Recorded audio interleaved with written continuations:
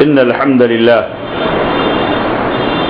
نحمده ونستعينه ونستغفره ونؤمن به ونتوكل عليه ونعوذ بالله من شرور أنفسنا ومن سيئات أعمالنا من يهده الله فلا مضل له ومن يضلل فلا هادي له وأشهد أن لا إله إلا الله وأشهد أن محمدا عبده ورسوله أما بعد فإن خير الحديث كتاب الله وخير الهدي هدي محمد صلى الله عليه وسلم وشر الأمور محدثاتها وكل محدثة بدعة وكل بدعة ضلالة وكل ضلالة في النار.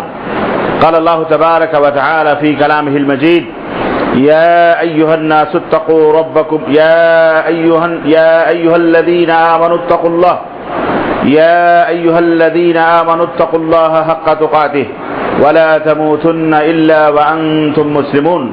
يا أيها الناس اتقوا ربكم الذي خلقكم من نفس واحدة وخلق منها زوجها وبث منهما رجالا كثيرا ونساء واتقوا الله الذي تساءلون به والأرحام إن الله كان عليكم رقيبا.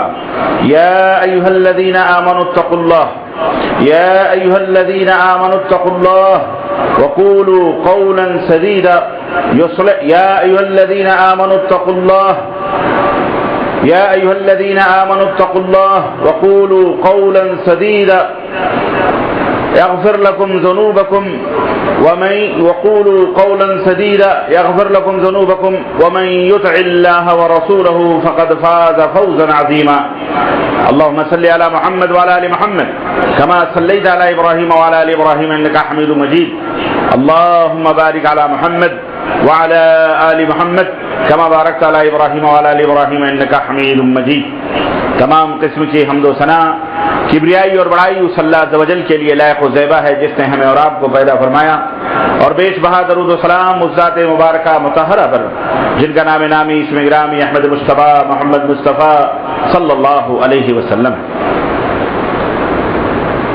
اے مسلمان سن یہ نقطہ درس قرآنی میں ہے، اے مسلمان سن یہ نقطہ درس قرآنی میں ہے، عظمت اسلام و مسلم صرف قربانی میں ہے. برادران اسلام، نوجوان دوستوں، بزرگوں اور بھائیوں اور عزیز بچوں، آج اللہ تبارک و تعالیٰ کا یہ فضل اور کرم ہے کہ آپ کے اس محلے میں بنشن گیری کے اس جامع توحید کی جامع مسجد میں مجھے آپ حضرات سے ملاقات کا شرف حاصل ہو رہا ہے.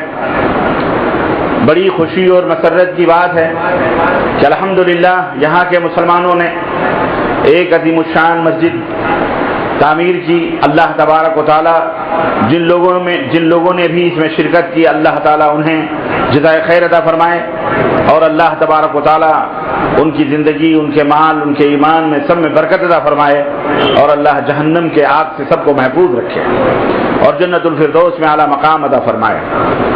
دوستوں اور بھائیوں، قربانی نبی کائنات صلی اللہ علیہ وسلم سے سوال کیا گیا. صحابہ کرام نے سوال کیا کہ ما ہی الاضحیہ یا رسول اللہ، اے اللہ کے رسول صلی اللہ علیہ وسلم یہ قربانی کیا ہے؟ قربانی کیا ہے؟ تو اللہ کے رسول صلی اللہ علیہ وسلم نے فرمایا ہذہ سنت ابیکم ابراہیم، یہ تمہارے باپ ابراہیم کی سنت ہے، یہ تمہارے باپ ابراہیم کی سنت ہے. اللہ کے نبی صلی اللہ علیہ وسلم فرماتے ہیں کہ قربانی کے ایک ایک رونگٹے کے بدلے اللہ تبارک و تعالیٰ نیکیاں قربانی کرنے والے کے نام اعمال میں تحریر فرماتا ہے. یہ موسم قربانی کا موسم حج کا موسم ہے. لاکھ فرزندان توحید سرزمین مکہ میں اس وقت حاضر ہیں، اور آج وہاں بھی جمعے کا دن ہے. حرم مکہ میں کشاں لوگ اپنے گھروں سے، اپنے بلڈنگوں سے تیار ہو کر حرم کے اور خانہ کعبہ کے اندر پہنچنے کی جد و جہد اور کوشش میں لگے ہوں گے. ہندوستان کے اندر بھی الحمدللہ جمعے کا دن ہے، اور قربانی سے پہلے کا یہ جمعہ ہے. اسی مناسبت سے میں مناسب سمجھتا ہوں کہ قربانی کی اہمیت اور فضیلت اور قربانی کا مقام اور قربانی کیا ہے، اس تعلق سے کچھ گزارشات اپنے مسلمان بھائیوں کے ذہنوں اور دماغوں میں ڈالوں۔ اللہ عز و جل ہمیں اور آپ کو کہنے اور سننے سے زیادہ عمل کی توفیق عطا فرمائے، اور بار الہ ہم سب کو قربانی کی توفیق عطا فرمائے، اور اللہ عز و جل ہم سب کو جنت الفردوس میں اعلیٰ مقام عطا فرمائے، اور جہنم کے آگ سے اور جہنم کی سختیوں سے، قبر کی سختیوں سے اللہ تعالی ہم سب کو محفوظ رکھے، آمین یا رب العالمین۔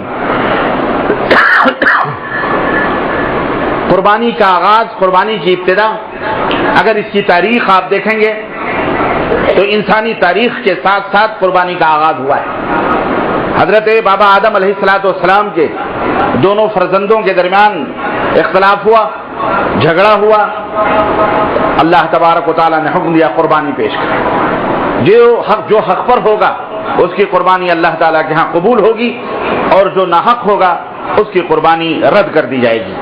دونوں بیٹوں نے، آدم علیہ السلام کے دونوں صاحبزادوں نے قربانی کی، قربانی پیش کی، اور پہلے زمانے میں قربانی کی قبولیت کی نشانی اور علامت اور پہچان اس کی یہ ہوتی تھی کہ آسمان سے آگ اترتی تھی، اور وہ قربانی جس کی مقبول ہو جاتی تھی اللہ کے بارگاہ میں، اس قربانی کو وہ آگ جلا دیتی تھی، جو علامت ہوتی تھی کہ اس کی قربانی قابل قبول ہے۔ چنانچہ ایک بیٹے کی قربانی قبول کر لی گئی اور دوسرے بیٹے کی قربانی قبول نہیں ہوئی۔ یہاں سے قربانیوں کا آغاز ہوتا ہے، اور پھر انسانی مراحل اور انسانی زندگی مختلف انداز سے، مختلف طور اور طریقے سے اپنے مالک کے دربار میں، اپنے رب کی بارگاہ میں، اللہ کی بارگاہ میں قربانیوں کے سلسلے، قربانیاں پیش کرتے ہیں۔ میرے عزیزوں، میرے دوستوں اور بھائیوں، کوئی بھی ملک، کوئی بھی وطن، کوئی بھی سرزمین بغیر قربانی کے آباد نہیں ہوتی۔ آج بھی اسلام کے علاوہ دوسرے ادیان و ملل کے اندر، دوسرے مذاہب کے اندر بھی قربانیوں کا سلسلہ موجود ہے۔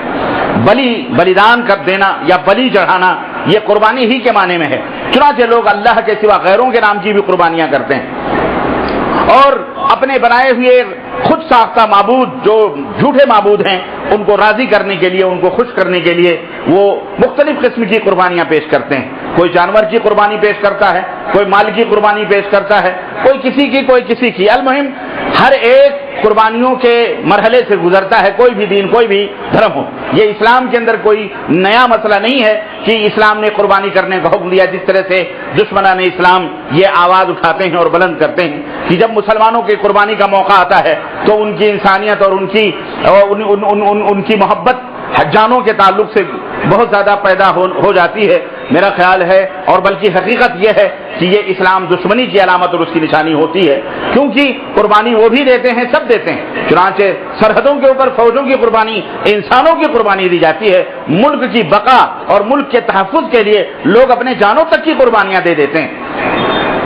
تو اگر اسلام نے جانوروں کی قربانی کو مسلمانوں کے اوپر واجب قرار دیا ہے یا سنت قرار دیا ہے تو یہ کوئی بہت بڑی بات نہیں ہے۔ الحمدللہ حضرت محمد الرسول اللہ صلی اللہ علیہ وسلم تک یہ قربانیوں کا سلسلہ آتا ہے۔ حضرت آدم علیہ السلام کے بیٹوں سے لے کر قربانیوں کا، بلیدان کا، یہ پورا سلسلہ در سلسلہ ابنائے آدم کے اندر جاری اور ساری ہے، اور انشاءاللہ تبارک و تعالی قیامت تک جاری اور ساری رہے گا۔ اسلام نے قربانیوں کو ضروری قرار دیا ہے ہر اس شخص کے لیے جو مالک نصاب ہے۔ جو شخص مالک نصاب ہے، یعنی وہ زکوٰۃ دینے کی اہلیت رکھتا ہے، صلاحیت رکھتا ہے، اس کے اوپر قربانی کرنا فرض ہے۔ ایک روایت ہے، اگرچہ وہ مانن ضعیف ہے، لیکن اس کے بارے میں روایت کے اندر یہ آتا ہے کہ اللہ کے رسول صلی اللہ علیہ وسلم نے فرمایا کہ جو شخص طاقت رکھے اور قربانی نہ دے، اللہ کی بارگاہ میں قربانی نہ پیش کرے، وہ فلا یقربن مصلانا، تو ہماری عیدگاہ کے قریب نہ جائے۔ اس لیے قربانی کی بڑی اہمیت ہے، اور ہر مسلمان کو چاہیے کہ وہ یہ موسم جو آیا ہوا ہے اس کے اندر قربانی پیش کریں۔ آپ یاد کریں، یہ قربانی کے جو ایام آتے ہیں یا رمضان المبارک کے بعد جو ایک فریضہ آپ کا ختم ہوتا ہے، جو اسلام کی اسلامی بنیاد ہے، رکن ہے۔ چنانچہ اسلام کے 5 بنیادی ارکان ہیں۔ اللہ کے رسول صلی اللہ علیہ وسلم نے فرمایا کہ بنی الاسلام علی 5، اسلام کی بنیاد 5 چیزوں کے اوپر رکھی گئی ہے۔ شہادت اللہ الہ الا اللہ، اس بات کی گواہی دینا کہ اللہ کے سوا کوئی معبود برحق نہیں، اور اسی طرح اس بات کی گواہی دینا کہ محمد صلی اللہ علیہ وسلم اللہ کے رسول ہیں۔ اسی طرح اقام الصلاۃ، نماز قائم کرنا، اسی طرح ادائی زکوٰۃ ادا کرنا، صوم رمضان کا 1 مہینے کا روزہ رکھنا، اور اسی طرح حج البیت اللہ کے گھر کا حج کرنا، یہ 5 اسلام کے بنیادی ارکان ہیں۔ ہر اس شخص کے لیے جو اسلام کے اوپر ایمان لانا چاہتا ہے یا اسلام میں موجود ہے، داخل ہے، اس کے لیے ضروری ہے کہ یہ 5 چیزوں کے اوپر وہ ایمان لائے۔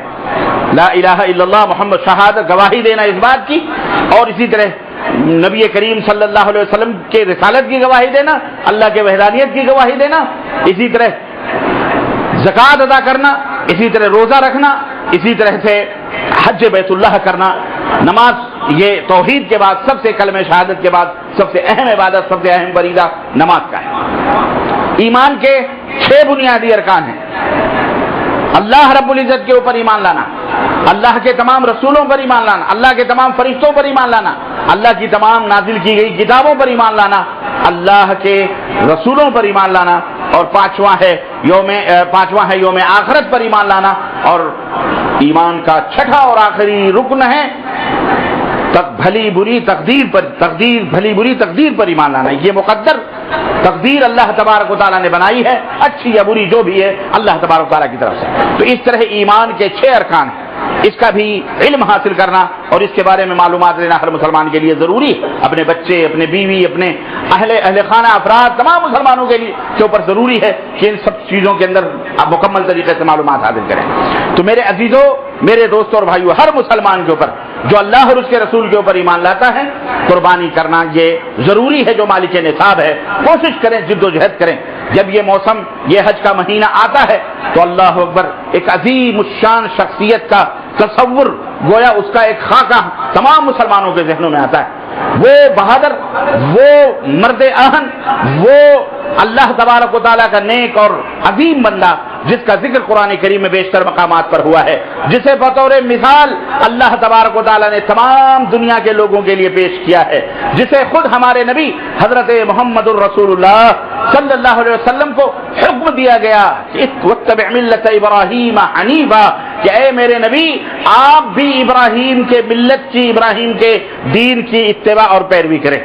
ہم نمازوں کے اندر اللہم صلی علی محمد وعلی آل محمد کما صلیت علی ابراہیم وعلی آل ابراہیم، ہم دعا کرتے ہیں اللہ تعالیٰ سے کہ اللہ میرے نبی کے اوپر رحمت نازل فرما، ان کے اعلیٰ اولاد کے اوپر رحمت نازل فرما، کما صلیت علی ابراہیم وعلی آل ابراہیم، جیسے ابراہیم اور آل ابراہیم پر تو نے رحمت نازل فرمائی۔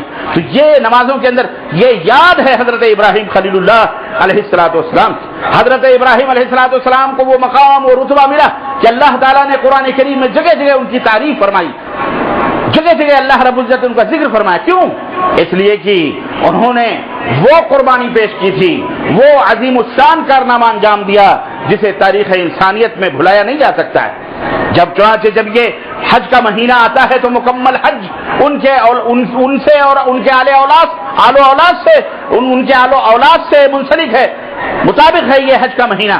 چنانچہ اللہ تبارک و تعالیٰ نے حضرت ابراہیم علیہ السلام کو اس بے آب و گیاہ میدان میں اپنی اولاد کو چھوڑنے کا حکم دیا، جہاں پہ ایک سبزہ بھی نہیں اگتا تھا، جہاں پانی کا ایک قطرہ بھی موجود نہیں تھا، وہاں سے آغاز ہوتا ہے۔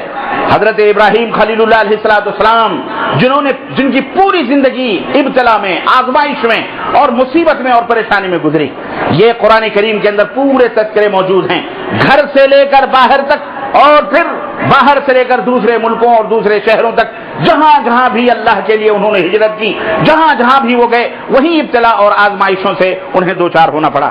یہ ایک تاریخ ہے جو قرآن کے اندر موجود ہے۔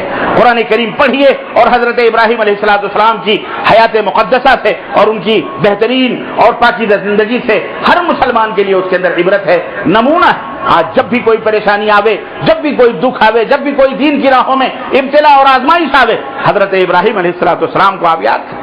کون سی وہ عظیم، کون سی وہ قربانی تھی جو ان سے مانگی نہیں گئی اور انہوں نے پیش نہ کی؟ اللہ اکبر۔ اگر میں ان کی تاریخ بیان کروں تو اس کے لیے بہت لمبا وقت چاہیے، لیکن مختصراً آپ یوں سمجھ لیں کہ ابراہیم علیہ السلام نے جس ماحول میں آنکھوں کو کھولا، اپنے ارد گرد غیر اللہ کی پرستش اور ان کی پوجا کو دیکھا۔ خود آپ کے گھر کے اندر سیدنا ابراہیم علیہ السلام کے خود گھر کے اندر ان کا اپنا باپ جو آذر تھا، وہ خود صرف بت ہی نہیں بناتا تھا بلکہ بت غریب بھی نہیں کرتا تھا، بلکہ بت پرستوں کا سب سے بڑا امام تھا آپ کا باپ۔ حضرت ابراہیم علیہ السلام نے اپنے گھر کے گوشوں میں، اپنے گھر کے آنگنوں میں بتوں کو دیکھا، لوگ سجدے کر رہے ہیں، خود ان کا باپ سجدے کروا رہا ہے، پرستش کر رہا، پوجا کر رہا غیر اللہ کی۔ ابراہیم علیہ السلام جو دین فطرت، جو اللہ تبارک و تعالیٰ کے نیک اور صالح بندے تھے، اللہ تبارک و تعالیٰ نے دل کے اندر وہ چیز ان کو عطا فرمائی تھی، دی تھی۔ حضرت ابراہیم علیہ السلام نے اپنے باپ سے آغاز کیا، اپنے باپ سے ابتدا کی، توحید کا درس ان کو دیا، اور بڑے ادب اور بڑے احترام سے یا ابتی یا ابتی یا ابتی، قرآن کے الفاظ ہیں، پیارے ابا جان، پیارے ابا جان، آپ ان بتوں کی پوجا کرتے ہیں، یہ تو بول بھی نہیں سکتے، یہ تو کھا بھی نہیں سکتے، یہ تو پی بھی نہیں سکتے، آخر کیوں ان کی پوجا کر رہے ہیں؟ یہ تو کچھ بھی نہیں کر سکتے، حرکت بھی نہیں کر سکتے، انہیں آپ خود اپنے ہاتھوں سے بناتے ہیں اور خود انہیں کی پرستش کرتے ہیں، خود ان کی پوجا کرتے ہیں، خود انہیں کو مشکل کشا سمجھتے ہیں، خود انہیں کو حاجت روا سمجھتے ہیں، یہ تو آپ کے محتاج ہیں۔ لیکن باپ جس کے گٹھی کے اندر شرک داخل ہو چکا تھا، موجود تھا، باپ نے کہا کہ ابراہیم اگر تم اپنی ان حرکتوں سے باز نہیں آؤ گے تو یاد رکھو ہم تمہیں پتھروں سے ہلاک کریں گے، پتھر مار مار کر کے تمہیں ہلاک کریں گے۔ آپ غور کریں، یہاں سے وہ کشمکش حضرت ابراہیم علیہ السلام کی زندگی سے جو چنانچہ گھر سے نکل گئے، باپ کو چھوڑ دیا، گھر سے باہر ہو گئے۔ جب گھر سے باہر ہوئے وہاں دیکھا کہ ستاروں کی پرستش ہو رہی ہے، چاند کی پرستش ہو رہی ہے، سورج کی پوجا ہو رہی ہے، جس طرف دیکھا اس طرف لوگ شرک اور بدعات کے اندر ڈوبے، شرک اور خرافات کے اندر ڈوبے ہوئے۔ دل تڑپتا ہے ایک موحد کا، ایک توحید کا، توحید پرست کا، جب وہ اللہ تبارک و تعالیٰ کی جو بندہ پرستش کرتا ہے، وہ جب یہ شرکیہ اعمال دیکھتا ہے تو اس کا دل تڑپتا ہے۔ اور لوگوں، اگر تمہارا دل نہ تڑپے تو سمجھو تمہارے ایمان میں، ہمارے ایمان میں کمی ہے۔ کیسے ہم برداشت کر سکتے ہیں کہ وہ مالک الملک جس نے پوری کائنات کو بنایا، جو ساری کائنات کا تنہا مالک، جو سب کے دلوں کی دھڑکنوں کو سنتا ہے، ساتوں آسمانوں کے اوپر مستوی ہمارا رب، جو عرش پہ ہے، الرحمن علی العرش استوى، اللہ عرش پر ہے، وہاں سے سارے انسانوں کی، جناتوں کی، ہر چرند کی، پرند کی، غرض کی، ہر وہ شے جس کے اندر دھڑکن موجود ہے، اس کی دھڑکنوں کو بھی وہ بار الہ ساتوں آسمانوں کے اوپر مستوی جو اللہ ہے وہ سن رہا ہے، دیکھ رہا ہے۔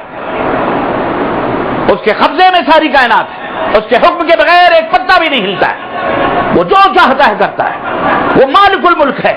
بڑے بڑے حکمران، بڑے بڑے نمرود، بڑے بڑے فرعون گئے آئے گئے اس دنیا سے، اس کی توحید کے اندر شرک کر کے گئے، اس سے مقابلہ کر کے گئے، لیکن ہلاک و برباد ہو گئے۔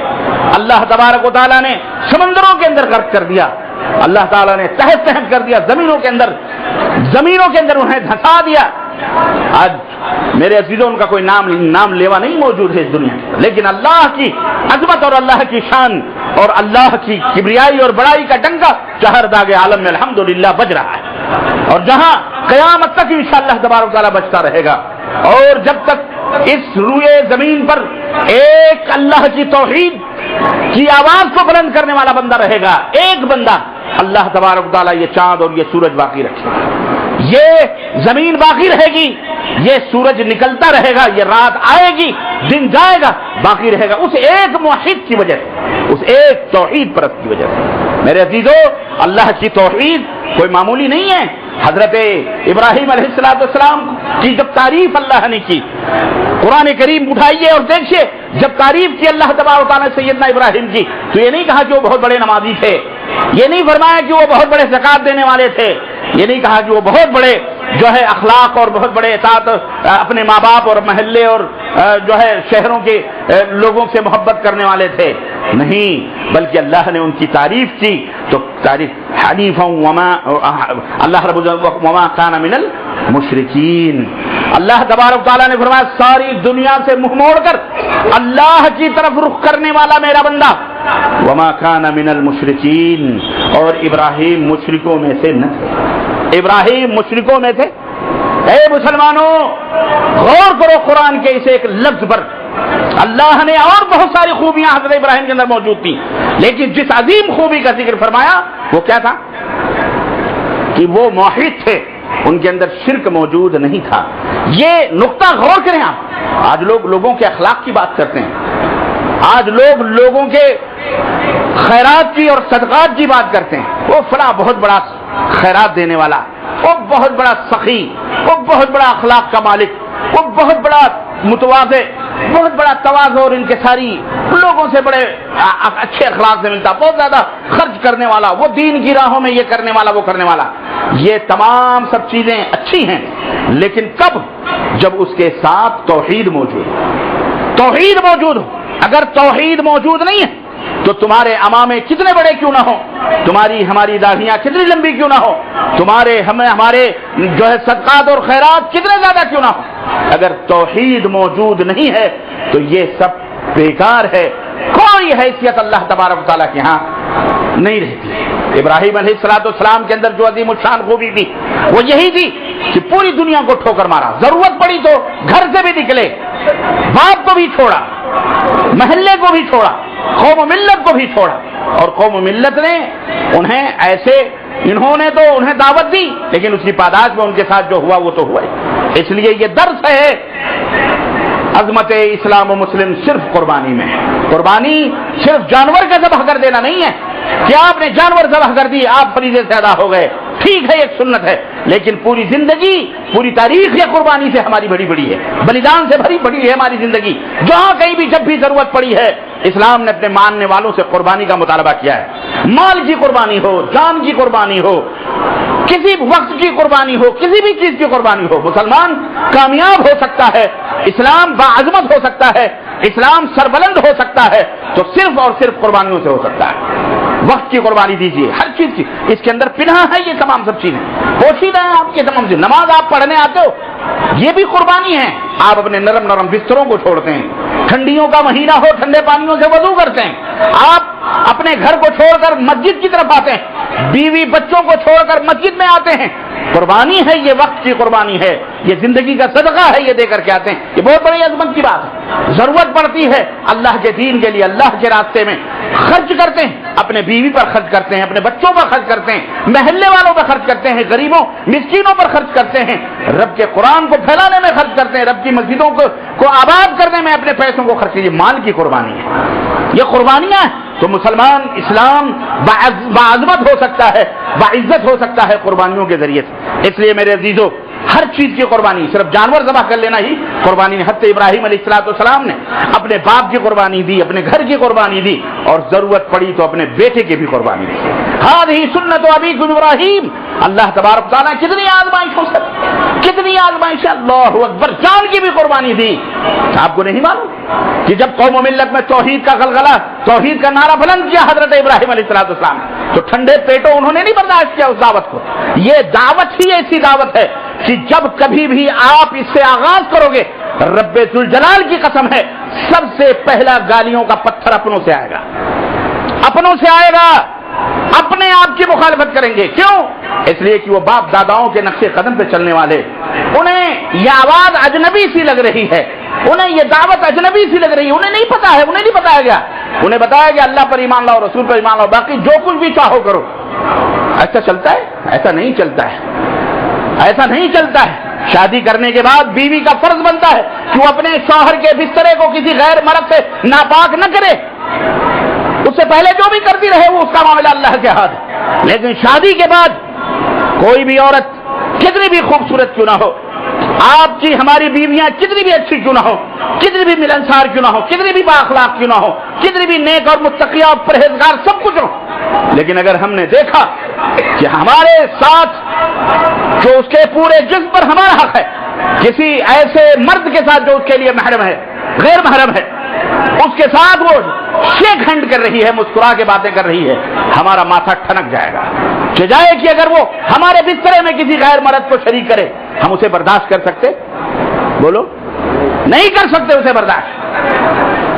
اس کا تقویٰ, اس کی نمازیں, اس کی خدمت, اس کا حسن, اس کا جمال, اس کا سب کچھ آپ نے کروڑوں روپے دے کر خرچ کر کے آپ نے شادی کی ہو, لات مار دیں گے آپ, نہیں ضرورت ہے. کیوں؟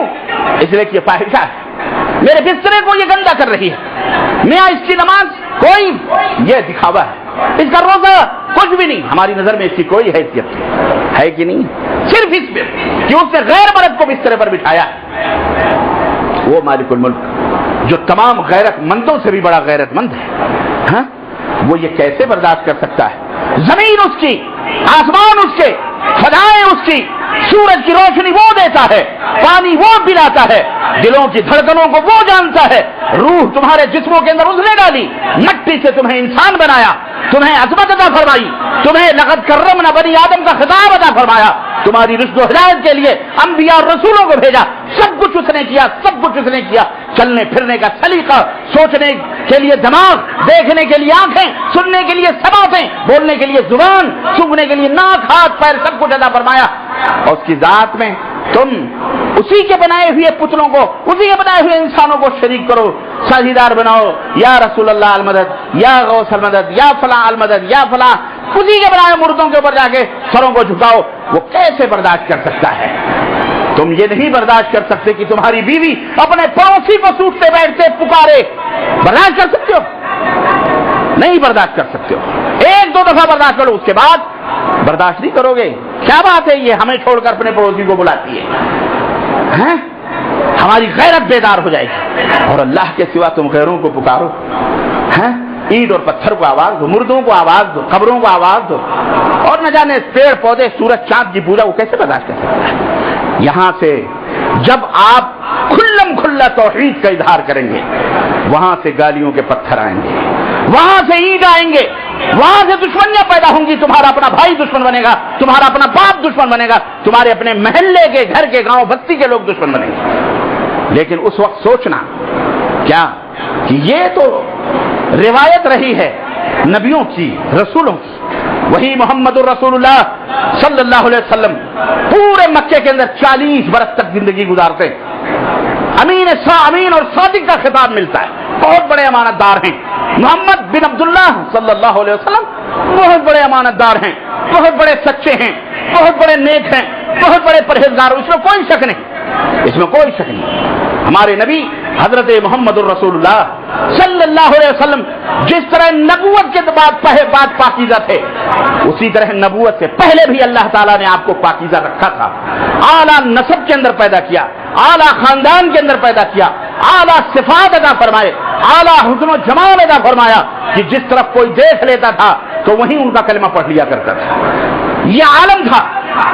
نبوت سے پہلے بھی آپ پاکیزہ تھے، نبوت کے بعد بھی اللہ تعالیٰ نے آپ کو پاکیزہ رکھا. وہ عظیم الشان ہستی جو تمام رسولوں کا سردار، تمام کائنات کا امام، تمام دنیا کا سب کا امام، اور جب اس نے 40 سال کے بعد صفا پہاڑی پر کھڑے ہو کر ایک آواز بلند کی، کیا؟ یا ایھا الناس قولوا لا الہ الا اللہ تفلحوا. اور ایسے نہیں، پہلے اپنی صداقت کا اعتراف کروایا. کہا اے لوگوں، اگر میں تم سے یہ کہوں کہ اس پہاڑی کے پیچھے ایک لشکر جرار کھڑا ہوا ہے جو تمہارے اوپر صبح سویرے حملہ کرنے والا ہے، اب مصدقیہ، کیا تم لوگ میری بات کی تصدیق کرو گے، مانو گے؟ لوگوں نے کہا ہاں ہم مانیں گے کہ آپ سچ بول رہے ہیں. پہاڑی کے پیچھے ہمیں نظر نہیں آ رہا، لیکن آپ پہاڑی کے اوپر کھڑے ہوئے آپ کو دکھائی دے رہا اور آپ ہمیں بتا رہے ہیں تو ہم مان جائیں گے. کیوں؟ ہم نے ما جربنا علیک الکذب، ما جربنا علیک الکذب، ہم نے آپ کو کبھی جھوٹا نہیں پایا ہے، آپ کبھی جھوٹ نہیں بولتے. ہمیں یقین ہے کہ اس پہاڑ کے پیچھے ایک فوج، ایک لشکر کھڑا ہوا ہے جو ہمارے اوپر حملہ آور ہونا ہے. اللہ کے نبی نے فرمایا، لوگوں جب میرے اوپر اتنا تمہیں کانفیڈنس ہے، اعتبار ہے، بھروسہ ہے، یقین ہے، تو میں تمہیں کہتا ہوں قولوا لا الہ الا اللہ تفلحوا، قولوا لا الہ الا اللہ تملک العرب والعجم.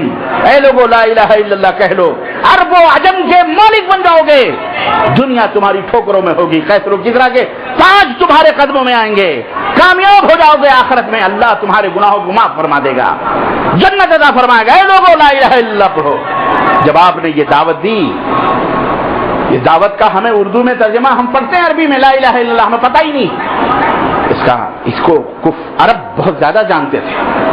جو معنی لا الہ الا اللہ کا ہے وہ ابو جہل اچھی طرح سے سمجھتا تھا, لیکن افسوس کی بات یہ ہے کہ آج اس کلمہ لا الہ الا اللہ کے معنی اور مطلب بڑے بڑے آج ہمارے ملکوں کے مولوی بھی نہیں سمجھتے. عوام تو عوام ہے بیچاری, الا من رحم اللہ, جسے اللہ علم دے دے, توفیق دے دے. لا الہ الا اللہ کا مفہوم انہیں وہ معلوم, اللہ کے سوا کوئی معبود نہیں, اللہ کے سوا. ابو جہل کو پتا تھا کہ اگر ہم نے یہ کہا کہ اللہ کے سوا کوئی معبود نہیں تو ہمیں بہت کچھ چھوڑنا پڑے گا, بہت کچھ تیاگنا پڑے گا, بہت کچھ سے ہمیں مخالفت کرنا پڑے گا. اسے پتا تھا, ابو لہب کو بھی پتا تھا کہ یہ لات, یہ منات, یہ عزا, یہ ابراہیم کے اسٹیچو بت, یہ حضرت مریم کا بت, یہ حضرت عیسیٰ کا بت جو خانہ کعبہ کے اندر 360 معبود ہم نے رکھے ہیں, ان سب سے بیزاری کا اعلان کرنا پڑے گا. ان سب کے بارے میں یہ عقیدہ رکھنا پڑے گا, یہ مشکل کشا نہیں ہے, یہ حاجت روا نہیں ہے, یہ بیٹا بیٹی نہیں دے سکتے, یہ دکھ سکھ نہیں دور کر سکتے, اس کا عقیدہ چھوڑنا پڑے گا. ابو جہل کو پتا تھا, اس لیے اس نے کیا کہا, قرآن کریم سنیے, اللہ رب العزت سنا, اس نے کہا اجعل الالہۃ الہا واحدا. ارے محمد نے تو ایسی دعوت دی ہے صلی اللہ علیہ وسلم کہ تمام معبودوں کو چھوڑ دو اور ایک معبود بنا لو. اسے پتا تھا کہ یہ پکارنا اپنے ان بتوں کو یہ عبادت ہے. کیا ہے بولو, عبادت ہے. اسے پتا تھا, اسے پتا تھا کہ اللہ کے سوا کسی کو مددگار سمجھنا, مشکل کشا سمجھنا, یہ کیا ہے, عبادت ہے. اسے معلوم تھا. لیکن مسلمانوں, کیا تمہیں بھی معلوم ہے آج کتنے مسلمان ہیں بیچارے جن کو نہیں معلوم ہے, اس لیے اٹھتے بیٹھتے اپنے پیروں فقیروں کو پکارتے رہتے ہیں, مدد کے لیے پکارتے کہ نہیں پکارتے. غیروں کو چھوڑو, ان تک تو آپ نے اسلام پہنچایا ہی نہیں, ان تک آپ نے اسلام نہیں پہنچایا. ابھی کھانے پینے کی لڑائی, قربانی بکرے ذبح کرنے کی لڑائیوں میں آپ کو پھنسے, توحید تک کہاں پہنچے آپ, اور انہی میں اٹک کر آپ کو پیسا جا رہا ہے اس ملک کے اندر, اور ٹیررسٹ اور دہشت گرد اور نہ جانے کیا کیا کہا جا رہا ہے. یہی پر اٹکایا گیا. جب توحید کی بات کرو گے, جب انہیں دعوت اسلام پیش کرو گے, جب ابراہیم جیسی جرت پیدا ہوگی, ابراہیم جیسا کلیجہ پیدا ہوگا, ابراہیم جیسا صبر تمہارے دلوں کے اندر آئے گا, ابراہیم جیسی قوت آئے گی, اس وقت کسی کے ماتھوں کی پیشانیوں پر پڑے ہوئے شکن نہیں دیکھو گے. رب کی توحید ہوگی, اللہ کی تو وحدانیت کا ڈنگا بجے گا انشاءاللہ تبارک. تب مصیبتیں آئیں گی, تب کڑاہیوں میں کھولتے ہوئے کڑاہیوں کے اندر تمہیں ڈال کر بھون دیا جائے گا, تمہیں جلتے ہوئے انگاروں کے حوالے کرنے کی کوشش کی ہے. تم ایک مسجد بنانے کے لیے اتنے پریشان ہیں, اتنے پریشان ایک مسجد بنانے کے لیے, یہاں مخالفت, وہاں مخالفت, فلاں مخالفت, جناب علی وہ روڑے, یہ راڑے, وہ فلاں, وہ جھگڑے. یہ کوئی معمولی چیز ہے. یہ کیوں ہے؟ یہ اس توحید کی کمی کی وجہ سے ہے. شیطان ڈر رہا ہے, خوف زدہ ہے کہ کلمہ توحید اس توحید کی مسجد سے بلند ہوگا تو پھر ہمارا پورا مکر اور فریب کا پردہ چاک ہوگا. لوگ صحیح دین پر آئیں گے, لوگ جنت میں جائیں گے, جہنم جو ہماری دعوت کا نتیجہ اس سے دور ہو جائیں گے. اس لیے یہ تم سے مخالفت نہیں کرتے, یہ تمہاری مخالفت نہیں ہے. تم نے گھر بنایا, کسی نے مخالفت کی. تم نے پانی کی ٹانکی لگائی, کسی نے مخالفت کی. تم نے دروازے کھڑکیاں کھولے, کسی نے مخالفت کی. ہاں سوچو, کوئی مخالفت نہیں, بلکہ تمہارے کندھے سے کندھا ملا کر کے کھڑے ہو جائیں گے. ہاں بھائی کوئی ضرورت ہے ہم دینے, ہاں بھائی کیا ہے, ہاں بھائی وہ مدد کریں. اس توحید کی مسجد, توحید کے کلمے کی مخالفت ہے. یہ اللہ کی مخالفت ہے, اللہ کے دین کی مخالفت ہے. سنو اور سنو, ایک بات یاد رکھو مسلمانوں, جو بھی مخالفت کرے گا اللہ کے دین کی, کوئی بات نہیں. حضرت خباب بن عرت جلا دیے گئے, بلال حبشی کو جلتے ہوئے ریتوں کے اوپر ڈھکیلا گیا, ابراہیم علیہ السلام کو جلتے ہوئے انگاروں میں ڈالا گیا, محمد الرسول اللہ صلی اللہ علیہ وسلم جس میں مبارک کو لہو لہان کیا گیا طائف کے میدان میں. غزوہ احد میں آپ کے دندان مبارک شہید ہوئے, حضرت حمزہ کا کلیجہ کاٹا گیا. صحابہ کرام رضوان اللہ علیہم اجمعین کے ساتھ جو مصیبتیں, جو پریشانیاں آئیں, کوئی بات نہیں، ہم یہ برداشت کر لیں گے، پر اللہ عز و جل جو ہمارا بھی مالک ہے تمہارا بھی مالک ہے، وہ اپنی عبادت میں کسی چیز کی شرکت کو گوارا، برباد ہو جاؤ گے، اللہ عز و جل کی قسم ہے، ممبر رسول سے یہ بات کہی جا رہی ہے، برباد ہو جاؤ گے، ہلاک ہو جاؤ گے، اللہ ذلیل کرے گا دنیا میں بھی اور آخرت میں بھی، اس لیے توبہ کرو اللہ تعالیٰ۔ اللہ کے دین کی توحید بلند ہو رہی۔ ابھی ہمارے بھائی نے بتایا کہ صاحب دعا کیجئے ان نوجوانوں کے لیے جو چن پٹنا کہاں ہے یہاں پہ، وہاں پہ کچھ کلمہ پڑھنے والے اپنے آپ کو مسلمان کہنا ہے، مہدوی لوگوں نے 40-50 اس میں ایک نوجوان کو پچھلے جمعے کو مار کر اتنا زخمی کیا تو بیچارہ ہاسپٹل میں موت و حیات کی کشمکش سانسیں گر رہا ہے۔ کیوں؟ کیا کہا اس نے؟ کس سے ماں بہن کی گالیاں دی؟ کسی کو اس نے صرف یہ کہا لا الہ الا اللہ کہو، اللہ کے ساتھ کسی کو شریک نہ ٹھہراؤ۔ شیطان ابل پڑا۔ نبی کائنات نے بھی صفا کی پہاڑی سے یہی آواز بلند کی تھی، لا الہ الا اللہ کہو، اللہ کے ساتھ کوئی شریک نہ بناؤ، کسی بھی مخلوق کو، کوئی نبی ہو، رسول ہو، ولی ہو، پیر ہو، شہید ہو، کوئی بھی، تم جب یہ جملہ کہو گے گالیوں کے، اینٹ کے، سب کے پتھر تمہارے پر آئے۔ سب سے پہلا پتھر وہی ابو لہب جس کی سنتیں آج ہمارے ملکوں میں منائی جا رہی ہیں، وہی ابو لہب جس نے محمد الرسول اللہ صلی اللہ ان کے پیدائش کی خوشی میں، رسول اللہ کی پیدائش نہیں، محمد بن عبداللہ کی پیدائش، اپنے بھتیجے کی پیدائش کی خوشی میں اس نے لونڈی کو آزاد کر دیا، سویبیہ لونڈی کو۔ اس نے کہا ابو لہب تمہارے گھر بھتیجا پیدا ہوا عبداللہ جو مر چکے ہیں، تمہارے بھائی مرے ہوئے بھائی کے گھر میں بیٹا پیدا ہوا، خوشی سے کہا جا تجھے میں نے آزاد کیا۔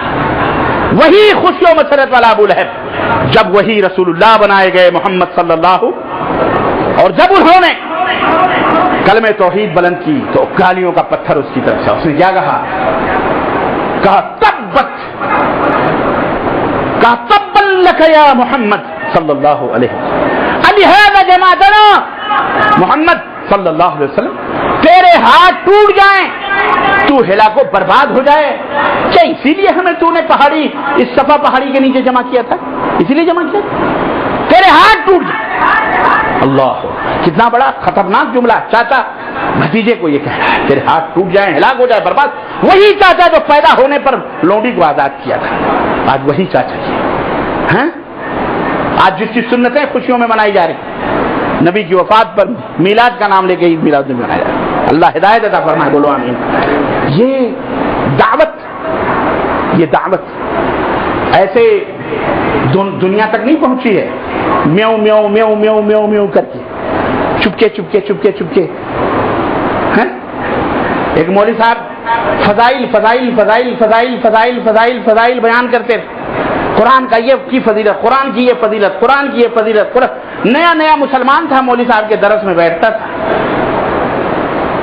بہت ہو گیا سال بھر فضائل ہی سنتا رہا۔ ایک دن کہہ رہا مولانا وہ قرآن تو دکھاؤ، ہاں وہ قرآن تو ہم کو پڑھاؤ نا، کیا ہے اس میں لکھا ہوا، ہمیں بھی بتاؤ اس میں لکھا ہوا کیا ہے، فضائل تو سن گئے، لکھا ہوا کیا ہے، اس کے اندر تعلیم کیا ہے، آج تک ہمیں آپ نے نہیں بتائی۔ خاموش، قرآن تم سمجھ سکتے ہو، بڑے بڑے لوگ نہیں سمجھ سکے، تو جمعہ 8 دن کا مسلمان آیا، تو قرآن سمجھ سکے گا؟ اس کے سمجھنے کے لیے بڑے بڑے دماغوں کی ضرورت ہے، بڑے بڑے عقلوں کی ضرورت ہے، 17 علوم کی ضرورت ہے۔ تجھے تو ایک بھی علم نہیں ہے، اپنا ہی علم نہیں ہے، تو کیا پڑھے گا، تو کیا سمجھے گا قرآن؟ بس فضائل سن، تو مردہ نہ کرو فضائل بیان کر کے، صرف فضائل۔ انہیں حقیقت بھی بتاؤ مسلمانوں کو، یہ بیچارے محبت سے یہاں آتے ہیں، انہیں بتاؤ توحید کیا ہے، انہیں نہیں پتا ہے، انہیں بتاؤ نبی کی سنت کیا ہے، نبی کی اطاعت کے ثمرات کیا ہیں، کیسے جنت میں جا سکتے ہو، کیسے جہنم میں سے بچ سکتے ہو، انہیں یہ بتاؤ، انہیں سمجھاؤ، کھلا بتاؤ۔ لوگوں کے پاس ٹائم نہیں رہا۔ یہ اللہ نے میڈیا عطا فرمایا ہے، زبردست میڈیا ہے تمہارے لیے، نہ ٹی وی، نہ فیس بک، نہ انٹرنیٹ، کچھ نہیں، یہ سب بیکار، آدمی فالتو میں اسے سنتا ہے۔ یہاں پر ہفتے میں ایک میڈیا، کم سنو عمل کرو۔ جتنا سنو عمل کرو. یہ ہے وہ میڈیا, اس کا استعمال کرو, صحیح استعمال کرو. اس کا غلط استعمال کرو گے اللہ تعالیٰ کے یہاں پکڑے جاؤ. یہ سوچو ہمارا بھائی جہنم میں نہ جائے, آگ میں نہ جائے. نیند نہیں آنی چاہیے تم کو. عرض کر رہا تھا میں, ابھی تو آپ نے توحید کا آغاز ہی نہیں کیا. اس ملک کے لوگوں کو 80 کروڑ 90 کروڑ انہیں توحید کون بتائے گا؟ یہ تو الحمدللہ تمہاری فضل ہے, اللہ نے تمہیں عطا فرمایا ہے. جاؤ اپنے مال سے, اپنے جان سے, اپنے زبان سے اللہ نے جو بھی طاقت دی ہے انہیں توحید کی دعوت دو, انہیں اسلام کا پیغام بتاؤ, انہیں امن اور ایمان کا درس دو, انہیں جہنم سے نکالنے کی جد و جہد کرو, کوشش کرو. اس کے پاداش میں تھپڑ پڑیں, پتھر پڑیں, گھر لوٹیں, ملک چھوٹے, شہر چھوٹے, صبر کرو. ان اللہ مع الصابرین وبشر الصابرین الذین اذا اصابتهم مصیبہ قالوا انا للہ وانا الیہ راجعون. خوشخبری سناؤ ان لوگوں کو جو اللہ کی راہوں میں انہیں کوئی مصیبت پہنچتی ہے تو کہتے ہیں ہم اللہ کے لیے ہیں, اللہ ہی کی طرف واپس ہونے والے ہیں. اولئک علیہم صلوات من ربہم واولئک هم المہتدون. یہی وہ اللہ کے بندے ہیں, صبر کریں گے. اللہ فرماتا اللہ کی رحمتیں ان کے اوپر نازل ہوں گی, مغفرت والے باغ کر دیے جائیں گے. اور یہی لوگ کامیاب ہونے والے, ہدایت یافتہ لوگ ہیں, کامیاب ہونے والے. میرے بھائیوں, میرے عزیزوں, یہ شہادت گہے الفت میں قدم رکھنا ہے. لوگ آسان سمجھتے ہیں مسلمان ہونا, قربانی چاہتا, اسلام قربانی چاہتا ہے. اسی سے اس کی عظمت ہے, اسی کی بلندی ہے. اس لیے یہ مہینہ, یہ ہفتہ, یہ ایام جو گزر رہے ہیں انہی ابراہیم کی قربانیوں کو یاد دلانے کے لیے. وقت پڑا تو بیٹے کے گلے پہ بھی چھری چڑھا دی. کیوں؟ اللہ کو خوش کرنے کے لیے. کس کو خوش کرنے کے لیے؟ اللہ کو خوش کرنے کے لیے. اے بار الہ, یہ بڑھاپے کی جو لاٹھی ہے میرا بیٹا, عصا ہے, اتنی عمر میں جو تو نے اسماعیل کو عطا کیا ہے, تو اس کی قربانی چاہتا ہے تو چل اس کی بھی قربانی. گلے پہ چھری چڑھا. اللہ کی رحمت جوش میں آئی, جنت سے فدیہ آیا, وہ ذبح ہوا. ابراہیم نے آنکھ کے پٹی کھولی, اللہ اکبر. اللہ نے فرمایا قد صدقت الرؤیا. عرش سے آواز آئی کہ ابراہیم تو نے اپنے خواب کو سچ کر دکھایا ہے. اللہ کی بارگاہ میں جنت سے میڈھا آیا اور ذبح ہو گیا. ابراہیم سمجھے بچہ ذبح ہو گیا ہے, لیکن جب آنکھ کی پٹی کھولی تو اسماعیل بغیر میں کھڑے مسکرا رہے. اللہ نے یہ قربانی کھولی. آج ہمیں اپنی اولاد کی قربانی اللہ نہیں مانگ رہا, جانور کی قربانی. اس میں بھی بخیلی, اس میں بھی کنجوسی, اس میں بھی کہتے نہیں ایک ہی بکرا ہے تو بکری کا. ارے اللہ کے نبی کو موقع ملا حج کے دنوں میں کتنا اونٹ ذبح کیا, 100 اونٹوں کی قربانی. کتنی؟ 163 تو اپنے ہاتھ سے 63 اونٹ اللہ کے نبی نے ذبح کیے, اور باقی کو کہا کہ یہ ذبح جتنی عمر تھی 63 برس کی. اللہ اکبر, 63. اللہ اکبر. میرے بھائیوں, عزیزوں, دوستوں, پڑھو, سمجھو, سنو اور قربانی کی تیاری کرو. اللہ عز و جل ہمیں اور آپ کو اپنے بارگاہ میں کسی بھی طرح کی قربانی پیش کرنے کی توفیق عطا فرمائے. جو بھی ضرورت اسلام کو پڑے اللہ ہمیں اسے ادا کرنے کی توفیق عطا فرمائے. ہمارے بال بچوں کی حفاظت فرمائے, ہم سب کی حفاظت فرمائے. ہم سب کو اللہ تبارک تعالیٰ صحیح دین اور صحیح عقیدہ سمجھنے کی توفیق عطا فرمائے. اللہ اور اس کے رسول کی اطاعت و فرمانبرداری کرنے کی توفیق عطا فرمائے. اللہ کے دین کی مخالفتوں سے اسلام مسلمانوں کو, غیروں کو بھی اللہ محفوظ رکھے, کیونکہ وہ عزیز انتقام, وہ سب سے غالب بدلہ لینے والا اللہ ہے.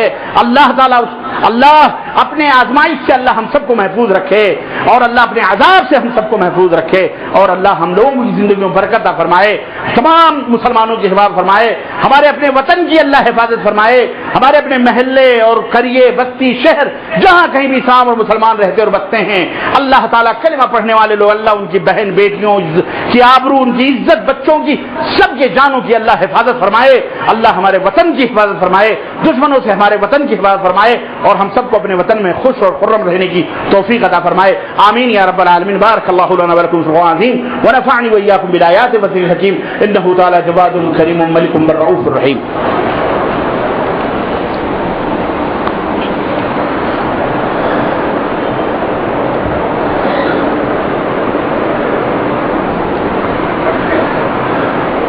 الحمد لله الحمد لله رب العالمين والصلاة والسلام على نبينا محمد وعلى آله وصحبه أجمعين. أما بعد، قال الله تبارك وتعالى في كلامه المجيد: إن الله وملائكته يصلون على النبي يا أيها الذين آمنوا صلوا عليه وسلموا تسليما. اللهم صل على محمد وعلى آل محمد كما صليت على إبراهيم وعلى آل إبراهيم إنك حميد مجيد.